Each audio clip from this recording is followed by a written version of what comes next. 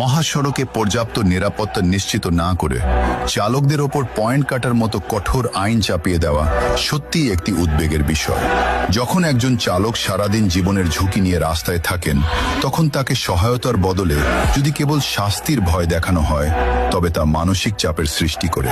লাইসেন্সের পয়েন্ট কাটার এই সিস্টেমটি মূলত উন্নত দেশগুলোর আদলে করা হলেও আমাদের দেশের বাস্তবতায়, যেমন ত্রুটিপূর্ণ রাস্তা, যান্ত্রিক ত্রুটি বা ফিটনেসবিহীন গাড়ি, এটি প্রয়োগ করা চালকদের জন্য বেশ চ্যালেঞ্জিং।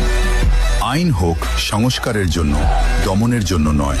মহাসড়কে জীবনের নিরাপত্তা নেই, অথচ পয়েন্ট কাটার আইন আছে, এ যেন মরার ওপর খাড়ার ঘা।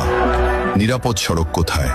রাস্তার বাঁক, ভাঙাচোরা পথ আর অবৈধ দখলদারদের উচ্ছেদ না করে শুধু চালকের লাইসেন্সের ওপর কেন নজর দেওয়া হচ্ছে? ভুলের শাস্তি বনাম পরিবেশ। রাস্তার সাইন সিলগোন্নাল যখন অস্পষ্ট, তখন চালকের পয়েন্ট কাটা কি আদেশ যুক্তিসঙ্গত? হয়রানির ভয়। এই পয়েন্ট কাটার ক্ষমতা যদি অপব্যবহার করা হয়, তবে সাধারণ চালক কেবল পুলিশের হয়রানির শিকার হবেন। নিরাপত্তা দিন, তারপর আইন নিন। পয়েন্ট কাটা বন্ধ হোক, নিরাপদ সড়কের নিশ্চয়তা হোক।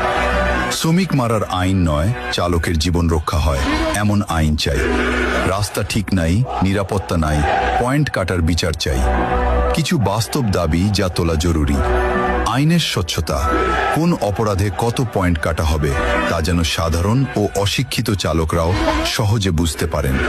সংশোধনের সুযোগ। পয়েন্ট কাটার আগে চালককে সতর্ক করা এবং প্রশিক্ষণের মাধ্যমে পয়েন্ট ফিরে পাওয়ার ব্যবস্থা থাকা উচিত।